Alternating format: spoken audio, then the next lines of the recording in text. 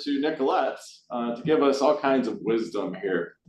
Let's pray. Heavenly Father, we give you thanks for this wonderful and glorious day. Be with all of those schools who are open, especially be with the students who attend them and the parents and the families. Allow them to have a great school year. Be with our educators, administrators, and all of our schools. Bless them as they do their work. And we ask that you allow this to be a school year where everyone learns and grows and develops and has an outstanding time in our ministries. Be with Nicolette this morning. We give you thanks for her willingness to always serve and to help our schools, any schools that are out there in any way that she possibly can with her immense talents and gifts and skills. Be with her this morning. Be with us all as we learn about title programs and how to utilize those for the benefit of our schools and those that we serve. In His name we pray. Amen. Amen. Wow, so Nick, Al. I'm going to turn it all over to you, the expert. Okay. I like to keep the bar low, so I want you to take all the things Al said about me with a grain of salt and lower your expectations a little bit. I don't know that I'll be able to live up to all that. But I'm so excited to be here.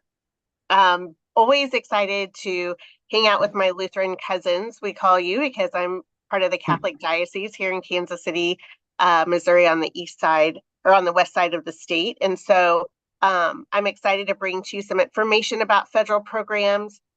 I think the great thing about talking to you about federal programs is that it should be pretty much the same across the country. And so it's a nice topic to discuss and have the opportunity to learn and grow together. So I'm going to go ahead and share my screen. Yeah, while you're doing that, Nicolette, I will say this is being recorded, so it's on-demand viewing later on if you missed something. If you have any questions, feel free to type those in the chat. Will Van, manager of LCMS School Ministries here, running all of the technology, and we'll be watching chat as well, so we can put those questions forth to Nicolette. And yeah, here we go. We're ready, right? Ready to go. I think so. Okay. So Al asked me to talk to you guys about title and federal programs today.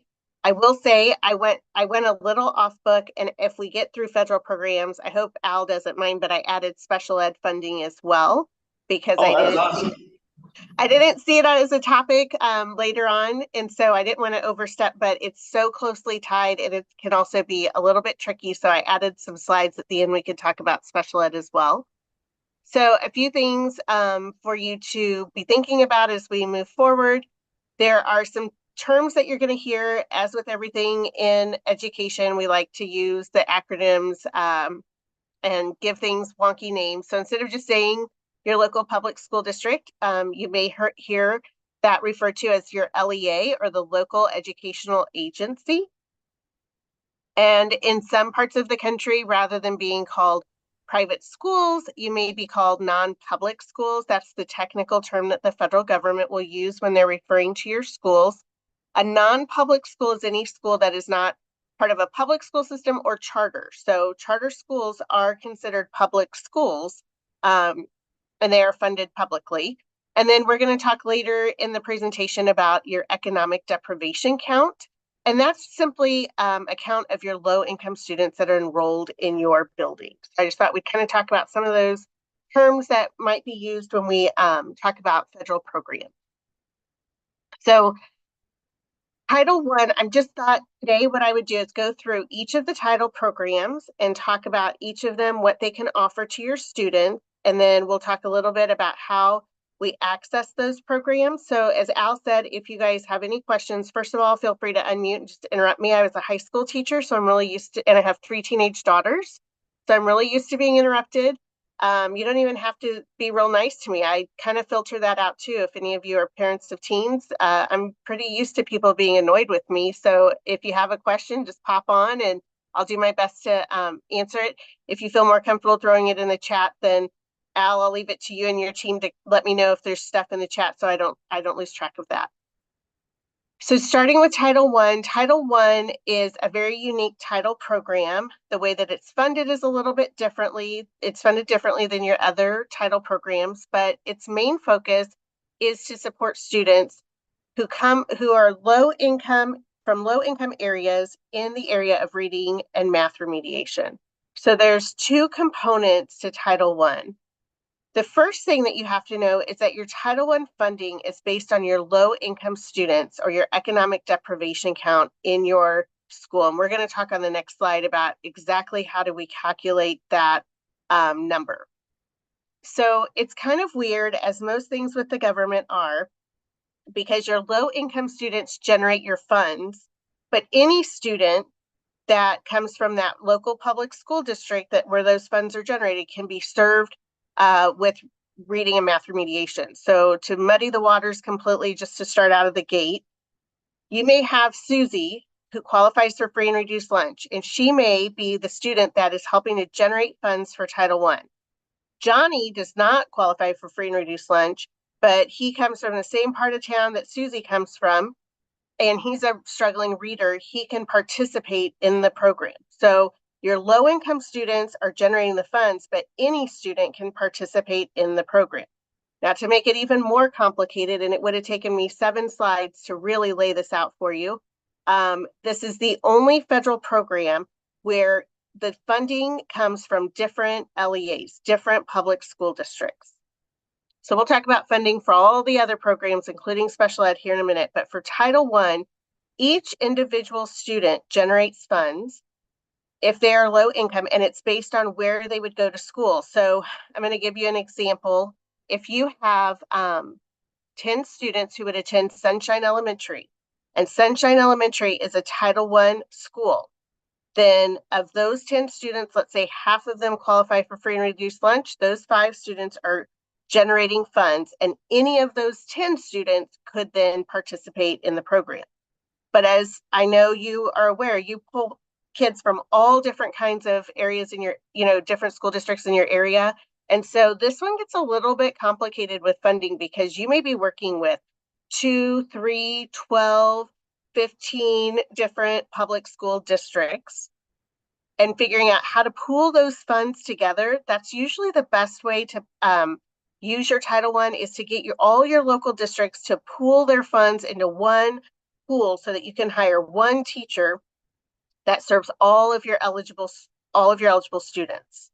Now, you may have Joe, who qualifies for free and reduced lunch, but the public school where he would attend is not a Title I school, and then he would not participate in the program. It gets very complicated. So we could spend all day here talking about Title I, but I think the most important thing for you to understand is that the funding comes from the different LEAs where your students live. It is based on your low income population, but any struggling student that comes from a Title I area can participate.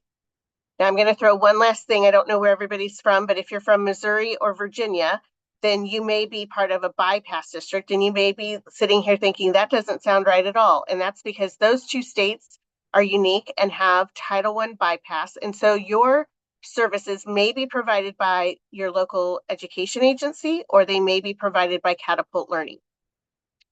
Once you get all the funding sorted out, then we'll talk about consultation. And during your consultation, you're going to be discussing how your funds are met. So I'll get to that slide in a minute. Let's get through some of these other important information. So we're talking about your economic deprivation count. There are 5 ways to collect and report this data. If your school offers free and reduced lunch, you must use option 1. So if your school gives your students the ability to apply and qualify for the free and reduced federal lunch program, then your only option in reporting this data is your free and reduced lunch count.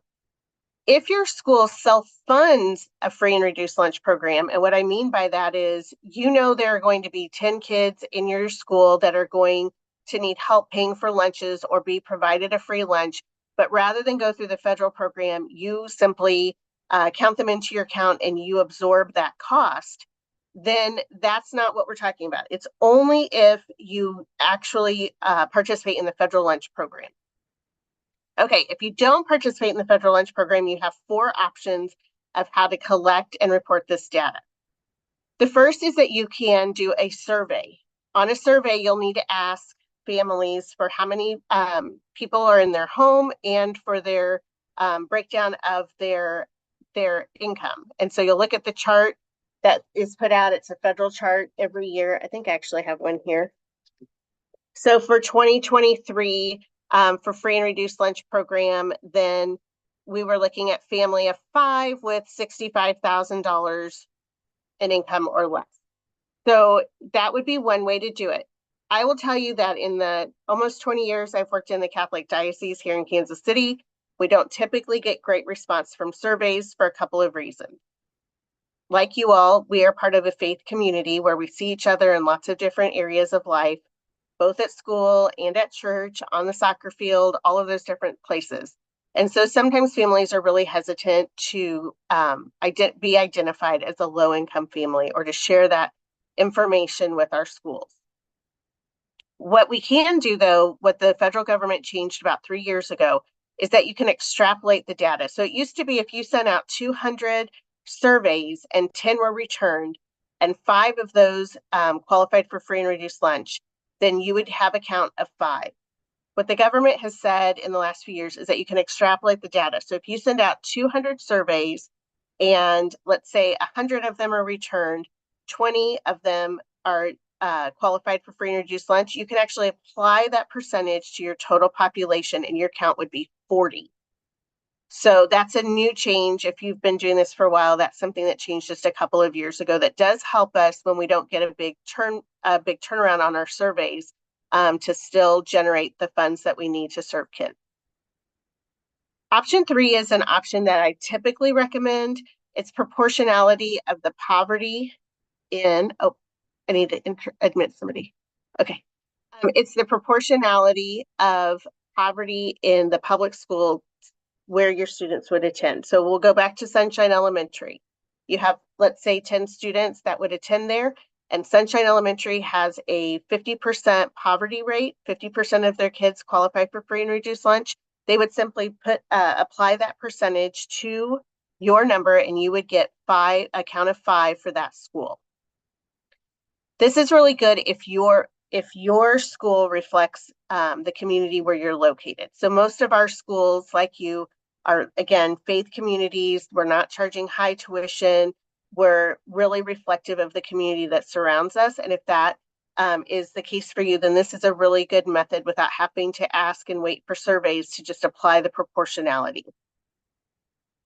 We don't usually use equated measure, but option 5 is becoming more common to use because you can use comparable data like eligibility for needs-based scholarships. So if you offer a needs-based scholarship, no matter what your eligibility requirements are, so it doesn't have to be that you only give those needs-based scholarships to students who qualify for free and reduced lunch, it could be a higher threshold.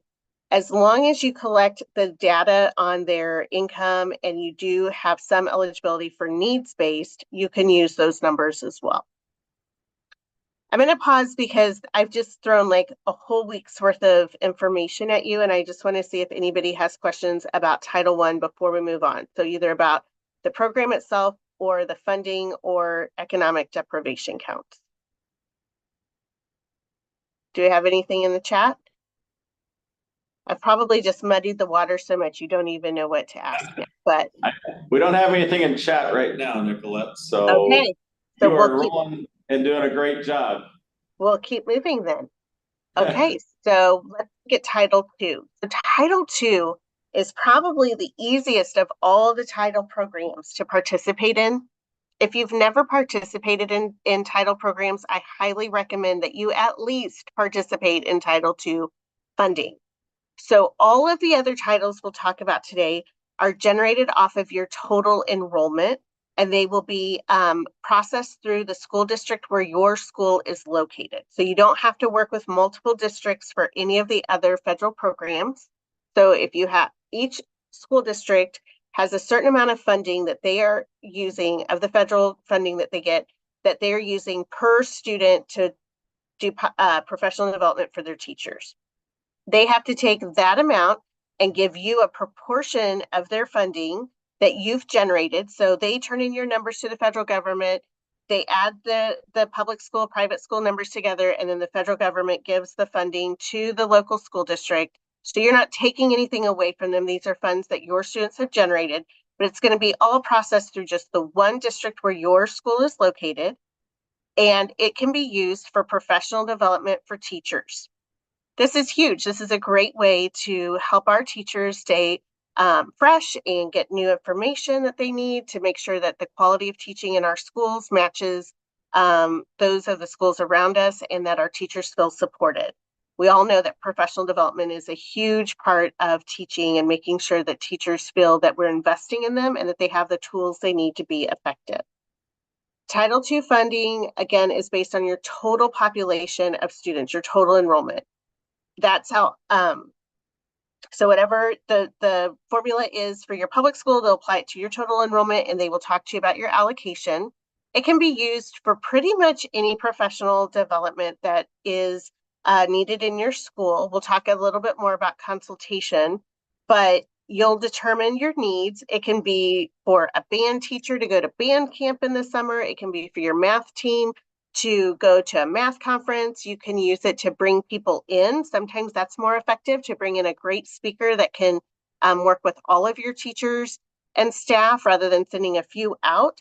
It can be used for different conferences. Even, I'm sure there's some really great Lutheran conference out there. You can use it for your Lutheran conference.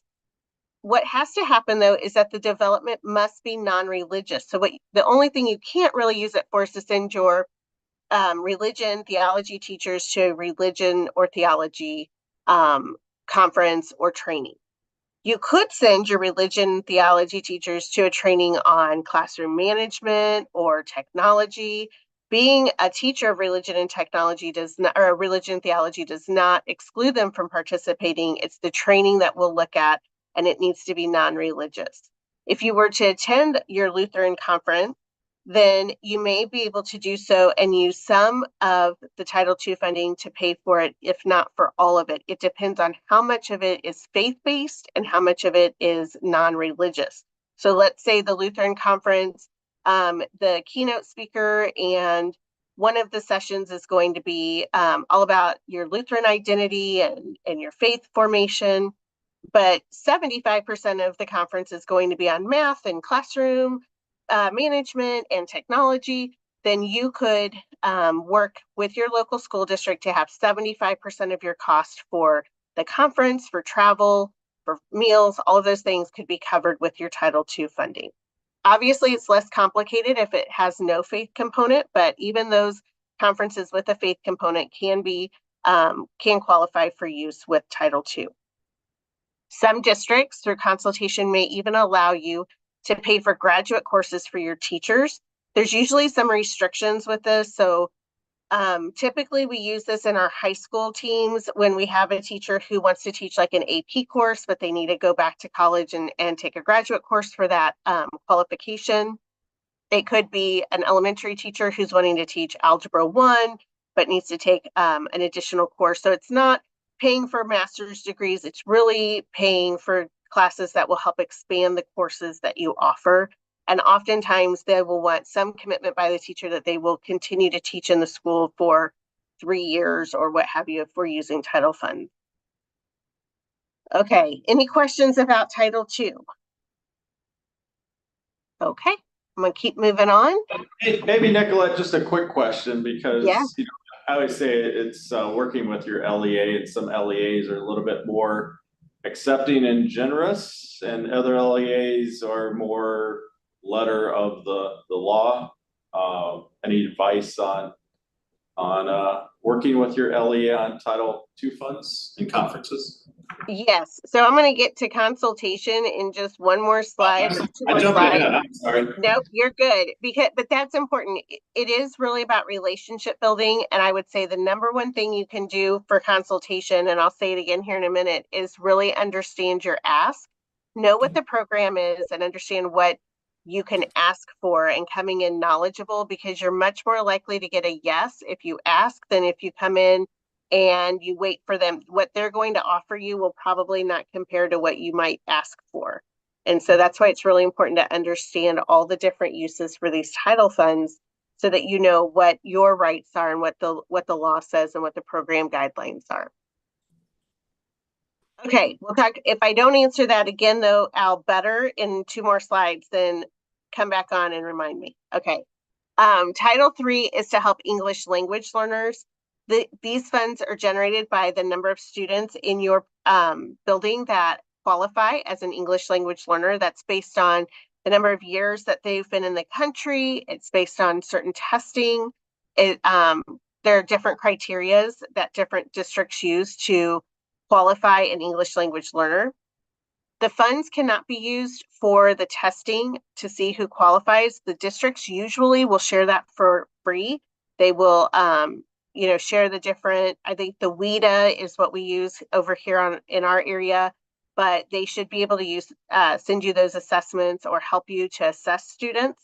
And then whatever funds are generated, those can be used for materials, whether that be a Spanish or a different language of a textbook, or it could be actual tutoring that happens, after school during the school day to help remediate that student, help bring them up in their English language skills, or any other services that can provide support to the teacher or the student so that they have all the tools they need to be successful. That one's pretty straightforward. Title IV is the least straightforward, I would say, in that it's a block grant that can be used for a lot of different things. And so a lot of people kind of think of Title IV as technology because when it first began, that's what the focus was. There are usually caps on how much of your Title IV you can spend on technology. I believe it's usually around 20%.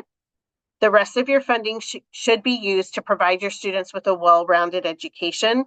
That can be, having AP or IB classes, college and career counseling, providing additional STEM, expanding your curriculum. I know that in our area, we've had high schools who have purchased a kiln or other materials they needed to be able to offer a pottery class because that was a course they had not previously been able to offer. It's not to replenish your PE balls and equipment, but it could be if you wanted to offer I've had some of my schools over here offer archery or a golf program, bring in an outside program that they wanted to do that. That was an expansion of the curriculum. And so they were able to use their Title IV to bring in those programs. It can also be used for supporting safe and healthy students. So that could be anything that supports students' mental health, programs like Frenzy. It can be drug and violence prevention, training for your teachers on trauma-informed practices, anything with health and PE. So there's a lot of uses for Title IV. And I would highly encourage you to participate in these programs because these programs are funded through the federal government. It's our tax money that goes into paying for these. Our students' families are paying federal taxes. And so that is why there are components, proportionate shares that are available to students attending private school because it's all of our money. And really, we want all of our students to have access to these great support services so that they can be successful. So let's talk a little bit about how do you access these programs. It all begins and ends in consultation. So you can choose to participate in none, some, or all of the programs. You can say in our schools, we're going to participate in Title II, III, and IV and not Title I, or we're going to do Title I, but not the others, or we're going to do it all. I always recommend that you participate in all of the programs. Al knows I have a motto, no dollar left behind. Your students are generating funds. They're there to support the work that you're doing. And so I want you to participate in the programs that make sense for you. I would say the only exception to that is our high school people often do not participate in Title I because typically public schools funnel their Title I funding primarily to those primary grades, so kindergarten through third or kindergarten through fifth grade, and they're not typically available to middle and high school students. So it does make sense if you're a high school that wouldn't be generating funds to not go through the trouble of collecting that data. Otherwise, I think that these are programs that are really helpful to our kids.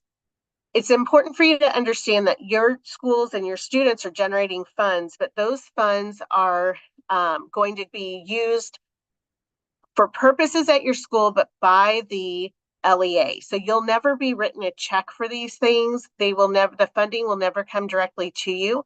That helps to protect our schools and keep us from being recipients of federal financial assistance, FFA. I'm sure you've probably heard that term, especially if you were involved in any kind of a PPP loan during the COVID time.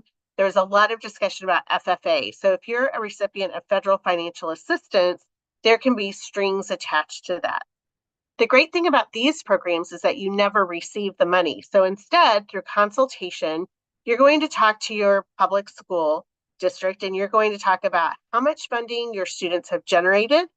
What's the process for you to access these funds, and what are they going to allow you to use them for? And so the part about the allocation is not up to your district or you. That's done at the federal level. So your district will be given a line item, and this is for non-public or private schools. Depending how many private schools are in their district, you'll be working together. Sometimes you'll pool funds together. For example, if I have 5 Catholic schools in a district, they may pull their funding together and bring in a speaker using their Title II funding for all of their students. Sometimes it makes sense to keep those separated by school. Sometimes you can move beyond even just the Catholic or Lutheran groups, but you can say, hey, all of us want to bring this funding together and use it for some sort of training. I mean, you can really partner with the districts and the schools in your, private schools in your district. So first you have to look at how much funding is available. How are we going to utilize it? So then your district should have a process. So for Title II funding, they're going to have you typically create a school professional development plan that identifies what your key focuses are. So they can't say to you, hey, in our district right now, we're focusing on math instruction. So all of your Title II money has to be spent on math instruction. That would not be allowed. They can't impose what their needs are onto your school or your funding. What they should be doing is asking you, what are the needs of your school? What are your focus? And as you go through your accreditations, as you go through all of those different things that you have to do, you should be identifying, hey, we really need some help with reading instruction. We want to have some of our teachers go through letters training or learn more about Orton Gillingham. That's our focus. And so based on the needs of your school, you should develop a professional development plan. And you want it to have, 3 or 4 areas that you're going to focus on, because then all of your requests for Title II professional development will be tied to those goals that you've established for your school. For Title III, there should be a process for who and how you're going to identify your English language learners. For Title IV, you should also be able to identify your goals for the year for the uses of those funds. And then there will be a process for you to say, okay, we'd like to send 3 of our teachers to this conference, and they should be able to tell you who to submit that information to, and they will pay directly the cost associated with any of your title programs. So whether it's paying for a Title I teacher, if you say, hey, we have 25 kids who need reading remediation, and they say, okay, great, you've generated enough funds for us to pay a part-time Title I teacher, it is the LEA's responsibility to hire that teacher and to pay them directly. And sometimes that can be cumbersome, but it really is put in place to keep our schools safe and to avoid any kind of strings that could be attached to federal funding. And so each of those different areas, each of those different programs generate different pools of money that your LEA should just then be sitting down in consultation. Now, typically there are 2 consultations that happen each year, one in the fall and one in the spring. But the federal guidance actually says that it needs to be ongoing and meaningful, meaning that if something comes up at any time, you should be able to reach out to your LEA and discuss and consult and say, hey, how do we address this? And I'll talk a little bit about some times that might happen. Okay, and then the uses. So to Al's point, what will they allow you to use your funding for? Will they allow you to use some of your Title II to pay for a graduate class for a teacher? Will they allow you to use your Title I funding for math and reading? Do you have enough money that was generated to give support for math and reading? Or do you want to focus it all on reading or all on math?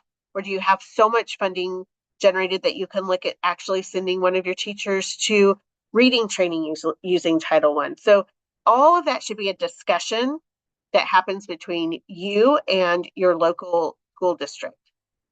So when we look at specifically your fall consultation that's coming up now, the first thing is you're going to want to look at the funding available for the 24-25 school year, our current school year, and discuss how those funds can be used. You're going to want to know what method they will allow for your economic deprivation count. So that is actually something that you should be determining during consultation. Hey, we don't offer the free and reduced lunch program. We'd really like to use proportionate share. Those are all federally allowable uses and ways to count your low-income students. So they should all be allowable. However, sometimes we may have a public school district that says, well, you're a really wealthy school and we know that you're pulling in kids from all over, but you have a very high income at your school. And so you're located though in a very poor area. And if we allow you to use proportionality, it's going to not reflect the students and the families enrolled in your school. So if they have a good reason for why they would not want to allow you to use one of the methods, that would be up for discussion. How services will be provided. Will the title teacher be coming on site to provide those services? Will they be having you submit your request every month or quarterly or as they come up? Just all of those things need to be discussed. I will say that the final word usually is with the LEA. So the funding does stay within their control, and it is their right and prerogative to say, no, this year we're not going to be allowing teachers to use Title II funding for graduate courses. We're not allowing it in our district, and we're not going to allow our private schools to use it for that either. If you feel strongly about it, the first step in, obviously beyond consultation, is to ask for an explanation in writing. That is not, filing a complaint. It is very fair to ask for, but it may allow you to better understand their position. It may also put them in a place where they have to have a position. They can't just say no unilaterally to things without having some sort of an explanation for why they're not willing to provide the things that you're requesting or to support your school and students in the ways that you need. So if you're ever in a situation where you're asking for something with federal funds and the answer is no, I always recommend to schools to say, please provide your explanation in writing. That is something that is allowed through the guidance for these programs. And so it's really helpful to both sides to give some thought to why this would not be an allowable use or why they're not going to grant your request. Okay, did I cover the questions about consultation, Al? You did, as always. Thank you, Nicolette. Okay, good deal. Okay, I'm going to pause and see if we have any questions about federal programs. I don't think there's anything in the chat, but I want to make sure if any of you that are on with us would like to unmute and ask a question, I'd certainly love to have that discussion. Okay. Al, how are we doing on time? Would you like me to dive into special ed a little bit? Is that okay? Absolutely. You've got plenty of time. That'd be fantastic. And if I may add too, feel free to always add questions in chat. And if you're watching on Facebook or YouTube, we do monitor those chats as well. So you can drop any questions there. Awesome. Okay, so like I said, usually when I talk about federal programs, I like to talk about special education and private schools as well, because it's another area where there is funding available. There are services available. However, sometimes we just don't know how to access them. And I think it's really important for our private schools to understand what they're allowed to ask for and how they can support their students. So special education law is written at the federal level, meaning that no matter what state you're joining us from today, we're really talking about the same law and the same guidance. The law is the Individuals with Disabilities Education Act, or IDEA, which was signed into law in 1975. So it's been around for a pretty long time. This law regulates all the special education services for students attending public school, but it also talks about services that should be available to private school students. So earlier we talked about LEA. If you think there are a few acronyms of federal programs, special ed is nothing but acronyms. And so I think it's important to know what all of these things mean. But even before we get to that, they talk about parentally placed private school students. And so the reason the federal government identifies students enrolled in your school as parentally placed private school students is because sometimes a child will have such significant need that the local public school district is not able to meet their needs. And the district may place a child in a private school setting. So like in our area, we have several schools that are private schools specifically for students with significant health, physical, and other needs. And so they contract with a variety of the local school districts in their area, and they send all of their most significant students to this one private school. These rules would not apply to those students. These rules are specifically applying to students whose parents chose to place them in a private school. So once a student's parents choose to enroll them in a private school, they give up their right to, first acronym, FAPE.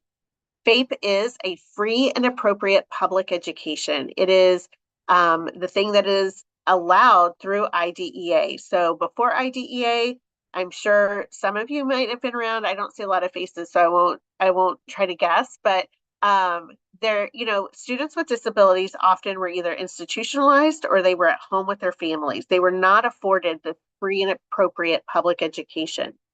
So that's what IDEA did. It said, hey, not only do we need to educate students, we need to make sure that the program we put in place is appropriate to their needs. And so that is your right as a person here in our country, that if you have a child with disabilities, they're allowed to go to school and not just sit in the corner, but that they should be having an appropriate education provided to them. However, once you say, hey, we want to put our students in Trinity Lutheran, you give up your right to that free public education. So that doesn't mean that no service can be provided to you, though, however. So public schools are required to first conduct what we call child find activities. This means they have to consult with private schools, homeschool families, people in their area to say, hey, if you have a student that you're educating and you're concerned that they may have special education needs, we will assess them for free. And here's the process. And they have to have this information out and available and consult with you and make sure that everybody understands that anytime we have a student who we have concerns about special education, they will be assessed, and that is done for free. So that is not, they're not able to charge you for that or use your allocations that we'll talk about later. When they do that assessment, they will be assessing a student to see if they're eligible under IDEA. IDEA has 13 different categories, and each of those boxes has different requirements for how you access the program. And so they will do the different assessments to see, does this child meet the requirements for any of those 13 eligibility areas? Funding for serving private school students is generated by each student who is found eligible.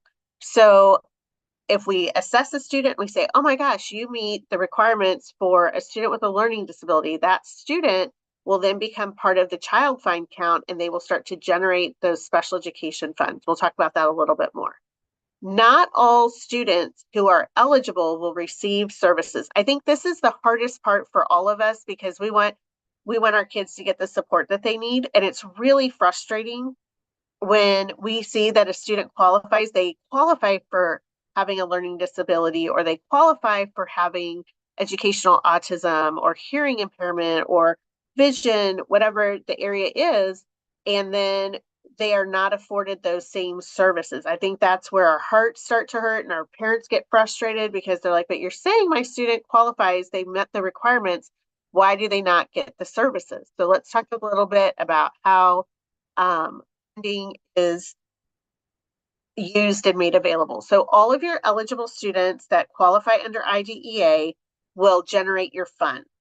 Okay, and so if you have 10 students with a variety of disabilities generating funds, the public school will come to you and say, okay, you've generated $36,000 in special education funding for proportionate services this year. How would you like to use them?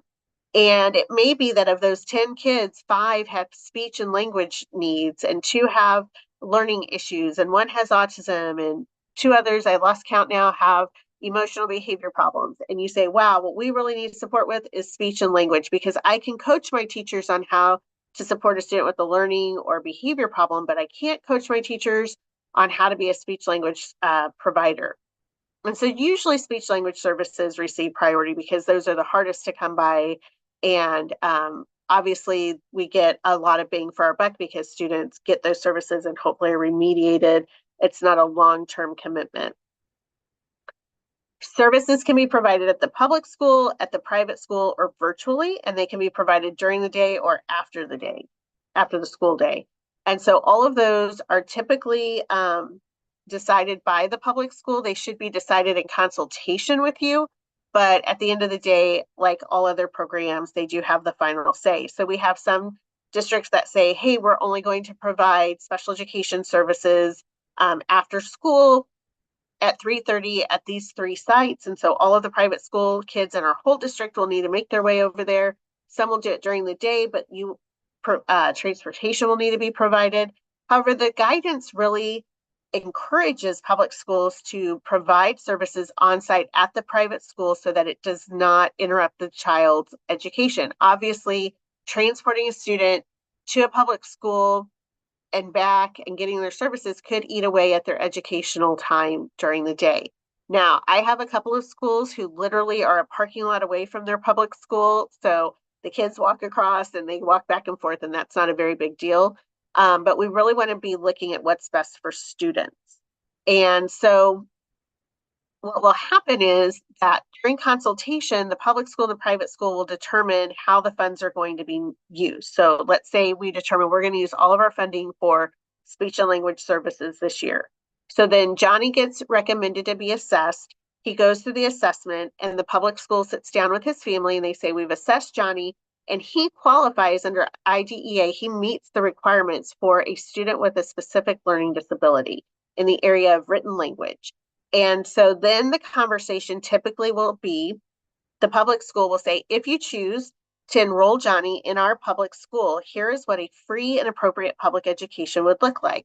Johnny would receive X, Y, and Z services and these kinds of supports and accommodations in the classroom, and these accommodations on testing and this modification, and this is what his plan would look like if he were to attend public school. If you choose to keep him in Trinity Lutheran, then unfortunately he will not receive services this year because all of our proportionate share is being spent only on students with speech and language services. I think this is where parents get really frustrated and they get really discouraged because you're telling me my kid has a problem, but they can't be in our faith environment in the school of our choice and also get the services that they would in a public school. And that is a conundrum and it is really frustrating, but I think it's important that we're all aware of what the rules of the program are so that we can guide our parents on how to use community resources, insurance provided resources, and then resources within our own private schools. Okay, I have time for like 2 more slides, Al. Absolutely. This is great. Okay. So I just threw this one on. You didn't even ask for this. This is like your bonus content. So I want to talk just real specifically about the documents that you'll hear about with special education, what an IEP is versus what an ISP is. So these are federal terms that are used that should be everywhere. An IEP is an individual education plan, and an ISP is an individual service plan. So let's talk about them and why they're not the same thing. So an IEP is a legal document that's written by a public school for a public school student. So a student attending public school that qualifies under IDEA is required to have an IEP. So if you are qualifying under IDEA under any of those 13 areas, then you receive an IEP, and it outlines exactly the services that will be provided, the accommodations you will be allowed, any modified curriculum, all of those things. And it's a legal document. It is bound by law. If a public school writes it and they say they're going to provide, this is what a free and appropriate public education looks like, then they are bound to provide those services and accommodations to that public school student. An ISP is a legal document written by a public school for a private school student who receives services. So Johnny, who qualified under IDEA for a specific learning disability but would not be receiving services, would not get an ISP. An ISP is only written when the student is actually receiving services, because like an IEP, it's a legal document that binds the public school to provide the services outlined on that document. So if the public school were to write an ISP for Johnny that said he was going to get 30 minutes twice a week of learning disability support through coaching or reading remediation or whatever it was, they would be bound by law to do that. So they're not going to write a service plan for a student who they're not providing services to. Only students receiving services from the public school are going to get an ISP, and only students attending a public school are able to have an IEP. And so I just bring that up because I know in our state and others, there may be things for us, we have our educational savings program that students who have IEPs are eligible. And I think it's just really important for parents to understand the difference. I don't have on here, but I always tell my schools not to write 504 plans. I think it's important, you know, a student struggling in school, their neighbor's best friend's brother has a 504, they get the parents worked up. Well, you need a 504 plan. Public schools are bound by laws that dictate the services they can provide to students. Our schools are so beautiful because we can meet the needs of students no matter what. So if, you know, a 504 plan was written for students with health needs, like I have severe asthma, so I can't run the mile in PE, or I have diabetes, and so I need a plan that says I can have frequent snacks throughout the day. That was the intention of a 504 plan. It became a loophole for students who were struggling in school but didn't meet one of the eligibility requirements for IDEA, but everybody there had a heart and was there for kids and wanted to figure out how do we give this student support. And so it became a loophole where if you had a dyslexia diagnosis, it was a health concern, a medical doctor had given you that diagnosis, that was one way we could provide students with support. Or if you had ADHD, a health medical diagnosis, we could provide you with support. Our schools, our private schools, we could just provide the support. We don't need to find a little box to put you in or meet some certain checkbox to get you the support you need. And so the reason I tell my private schools not to write 504 plans is because that is also a legal document, and there are strings that can be attached to 504 plans. And so what I recommend instead is for you to write what we call a student education plan. You could call it anything else. And I tell parents, we have student education plan. It outlines what will happen in our private school, but it's not a legal document. It's not tied to funding or federal programs. It's not regulated by IDEA. It is simply a plan that outlines what the private school will be providing to the private school student. And these plans can be written for any student, whether they qualify or not. You could have a student who goes to the public school and they don't qualify for a learning disability because they don't meet that narrow criteria requirement. But you still are going to support that student. And so these plans can be written for any student. If you would like a sample plan, I'm happy to provide that to Al and he can share that with you. But really, in our schools, we have a plan that basically outlines what the students' needs are, what their strengths are, what their current testing says their areas of support would be, and then what accommodations they need in the classroom or for testing. It's really good to have a plan written because as they progress into high school, I have had great luck with ACT accepting our plans as long as we have the data to back it that this student has had extended time since third grade.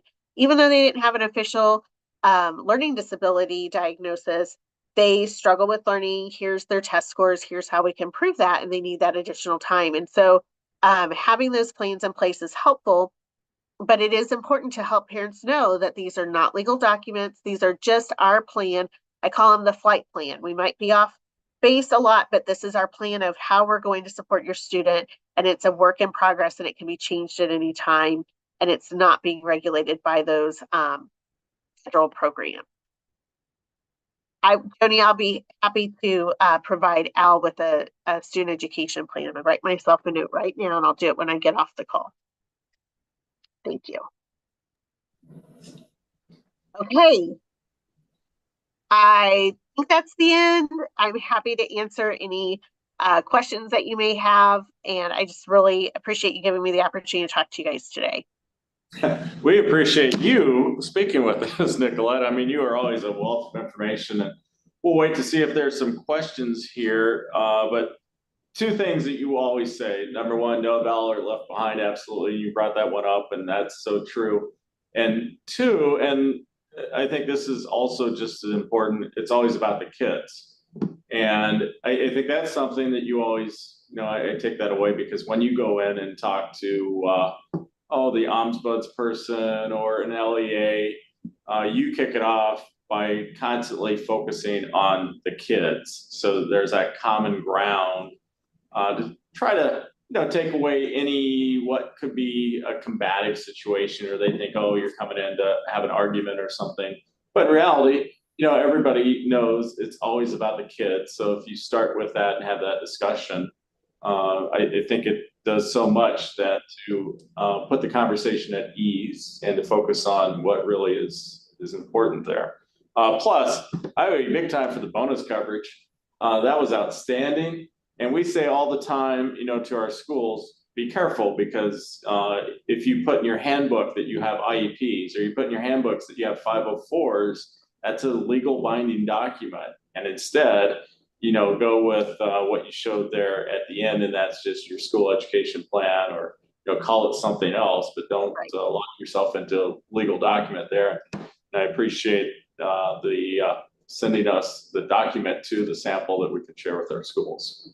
Absolutely. And I'm also going to send you the link, Al, to the federal guidance, because I think it's really important for everybody to be able to go back and refer to that. So I would say with consultation, the first thing that you need to do is develop those relationships. And Al's right. I always start with what's best for kids. So if I'm asking for something for students and the public schools pushing back, I'll ask, well, how is what you're proposing best for kids? Why is that what we want to do for our kids? And then, because I think it is important, and I say a lot, this money isn't for me or for my children. This is about what's best for our kids who need these services, and how do we make sure that they get all the things that will help them be successful. The second thing that you can do when you're going into your consultation is knowing the guidance. So I'm going to send you a link to the federal guidance. It's the same no matter what state you're in. And I think it's really important for you to be able to refer to that and know what the federal guidance says. It just helps you, because our LEAs, our public school people, they have to know a lot of things about their own federal programs. And a lot of times they just don't know as much about what the private school component looks like. So, okay, I see some stuff happening in the chat, so let me check that really quick. Let's see. For finding the recording, you can always find on our YouTube channel at LCMS School Ministry, or on Twitter at LCMS Schools, or Facebook as well, our school ministry page. Those are made available immediately after this. And then we always, clip down some of the best clips from it and drop those on, YouTube Shorts, TikTok, as well as post them on our Facebook page. Nicolette, that's our shameless plug, trying to up our numbers on social media so we get more followers. I love it. I love it. That's awesome. And I think we do have a question, so if you're able to stay on just for a couple minutes afterward, we'll try to tackle that one. Are there any other questions that you see? Not blanket questions. All right. Otherwise, I don't think we have any other questions. So check on here. Will's giving it one last check on all the different venues. Yep. No questions. Looks like we're good. So if you could just stay on for a couple minutes, we'll field the one after the recording ends here. But thank you very much, Nicolette. Thank you. Oh, absolutely. Thank you to everyone that joined us for the kickoff to Finance Friday, and No, I'm very blessed to know Nicolette now for many years, and anytime I have a question, she still fields my calls and emails, thankfully. And she's always the go-to, not just for title programs, but a lot of other things as well. So thank you for always being willing to share your wisdom with our Lutheran schools. And we do claim you as one of ours too.